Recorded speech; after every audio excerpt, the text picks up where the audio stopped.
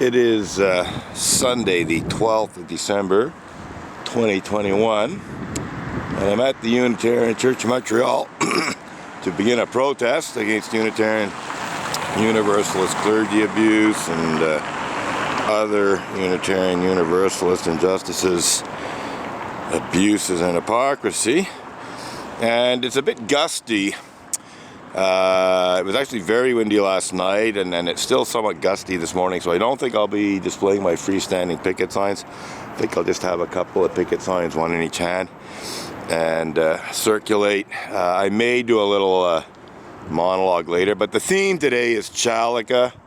Chalica is a Unitarian Universalist holiday that somebody came up with, maybe a decade or so ago.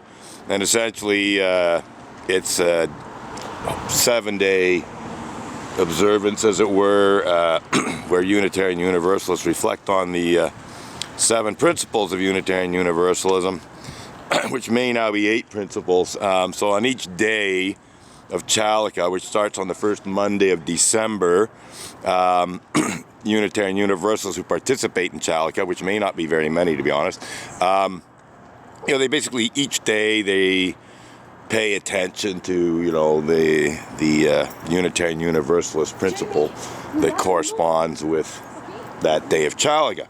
So we're going to talk about that. I think I'm just going to start circulating here. As I said, I may do a little bit of a monologue later in terms of having the camera facing me. But with the wind and everything, that may not happen. I may just stick to talking while I'm walking back and forth here. So I'm debating which signs to show here. I think I'm going to do a little bit different this time than in the past. We'll just go through the picket signs quickly and see.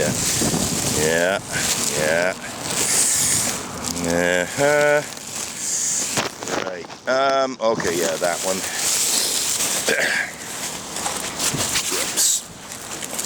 So that's just a 2-word zinger, as it were, and covers a lot of territory. So I think we'll show that one because it can be seen from a good distance away by cars and read easily. And Unitarian Universalist perversion of justice sucks. That'd be a good one. So yeah, I think those are the signs we're going to use.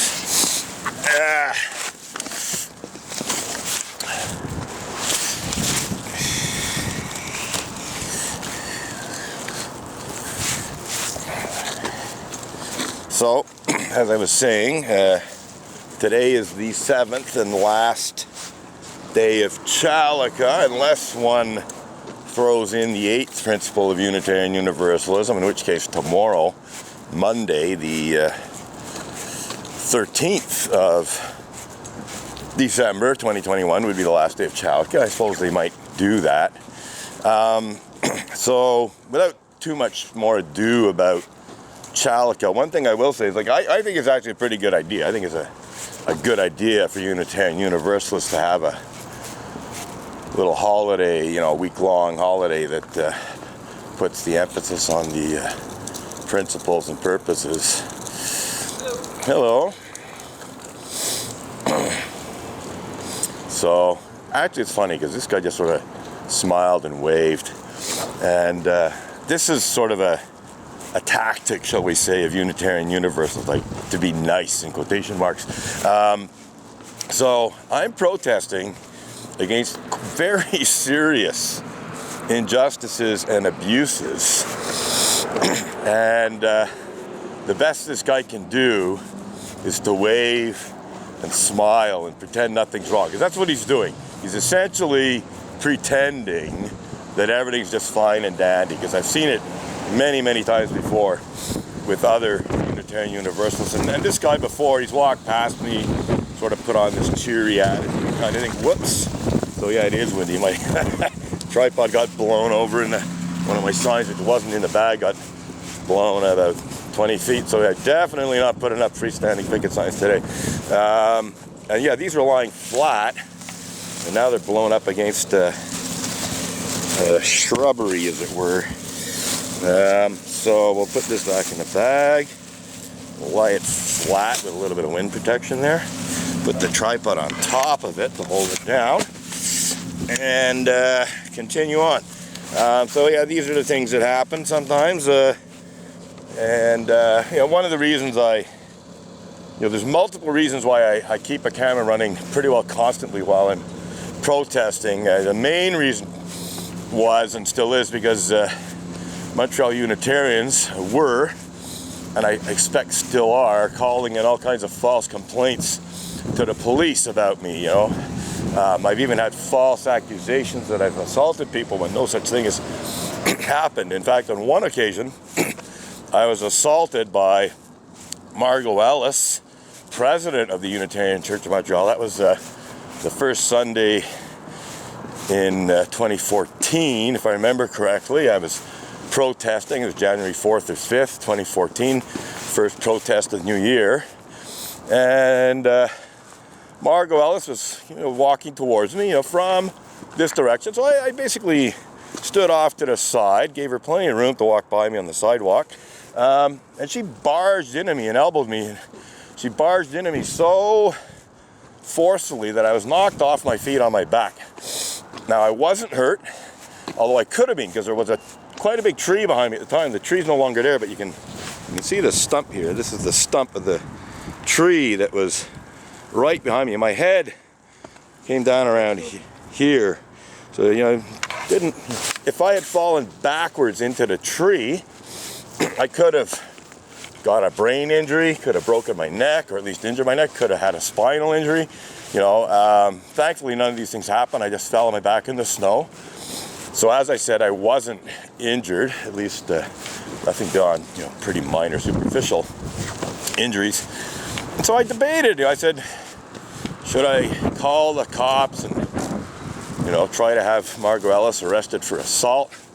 And I didn't want to interrupt my protest. I wanted to keep my protest going. There was no urgency to call the police. And so I decided what I would do is I would just continue protesting, wouldn't call 911. And later in the week, I would call the police station directly and discuss the situation with them. What do you think here? Should I bring assault charges against Margot Ellis? And so that was what my intention was. So I continued protesting. I protested for a good hour or so. And then when I was finished and I was packed everything up and I was just about to leave, a police car showed up. And I indicated to the officer that while I was leaving, he said, no, I have to talk to you, kind of thing. And he initially started talking to me about me filming my protests, which I was happy to explain to him. But then a couple of other cops showed up in another car. So I believe there were 3 police officers all told. And one of the other police officers said something to the effect that I had assaulted a woman outside the church. He didn't use the word assault, but he sort of insinuated that I'd assaulted a woman, because he said something along the lines of, a woman fell down in front of the church, and that's why we're here, I said, well, that didn't happen. I said, in fact, the opposite happened. A woman knocked me off my feet, knocked me into the snow. That's what really happened, And I said, well, since you guys are here, I'd like to file assault charges against Margot Ellis for assaulting me. And while you're at it, I'd like to bring public mischief charges against her for calling in a false report to the police. And long story short, they took my report and they told me that it would take some weeks before it got handled because their detective was on maternity leave, so it'd take longer than normal. But they took my report, they submitted it to the detective like they're supposed to do. They didn't arrest me or anything. They believed what I was telling them. I waited and I waited and I waited, and finally, I think in June, so like almost 6 months later, certainly 5 or so months later, I got an email from a detective saying she wasn't doing anything. She claimed that she couldn't prove intent and that she needed to prove intent for a conviction. which was ridiculous because you actually do not have to prove intent for the lowest level of assault, which is called simple assault, which I would have been very happy to have Margot Ellis tried for and convicted of, just to send a clear message to her and Montreal Unitarians. It's not a good idea to assault me and so on, or bring false accusations. I mean, I was actually more concerned about the false accusation than the assault itself. The public mischief, and that's, as I'm saying, that's one of the reasons why I film everything is because Montreal Unitarians have repeatedly called in highly misleading or outright false reports to the SPVM, and I've had to deal with the cops on numerous occasions as a result of false accusations. I've even had to go through a couple of criminal trials as a result of false accusations, which I was ultimately acquitted of. So that's it. That's my primary reason. The other reason is to film any interactions with the police, film any bad behavior of Montreal Unitarians, assaults and so on and so forth. So I have video evidence of it. Since I have to basically keep the camera running for those purposes, I figured, what the heck, I might as well just do a little monologue while I'm protesting and sort of explain what the protest is about and put it up on YouTube so people can see the protest. So since, I can't remember exactly when, but certainly since, I'd say 2014, 2015, most of my protests have been documented on video for the most part and put up on YouTube.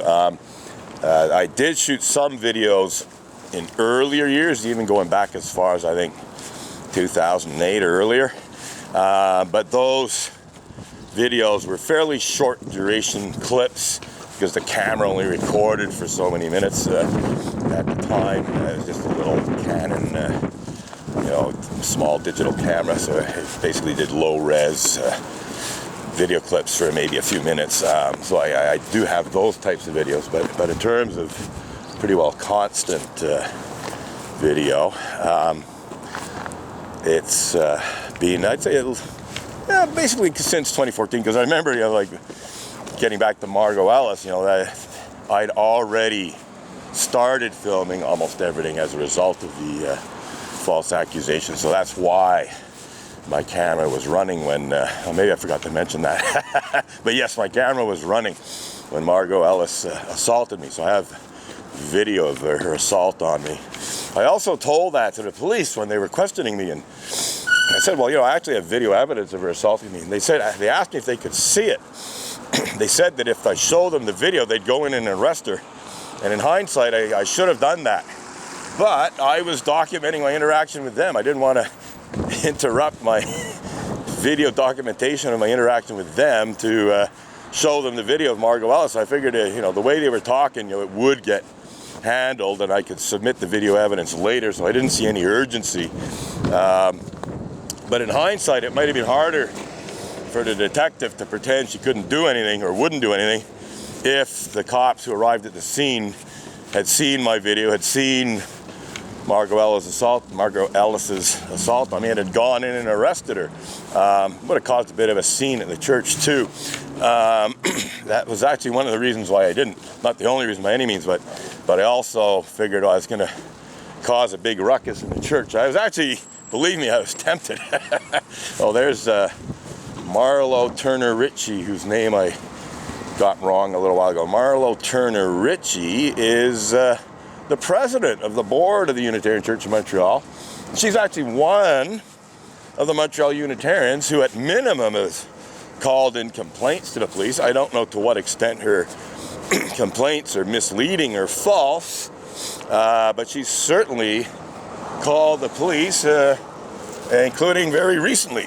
I actually had a little interaction with a couple of SPVM police officers, I believe in September, if I remember correctly. Might have been October, but I'm pretty sure it was September. They had been called, and I do recall seeing Marlo Turner Ritchie, on her phone in front of the church that day, and I assumed she was probably, communicating with the police, trying to get my protest shut down. And essentially what it came down to is also another wave. So they know I'm here, but they can't seem to bring themselves to do anything about the actual reasons for the protest. They just prefer to smile and wave. And sometimes they even smirk.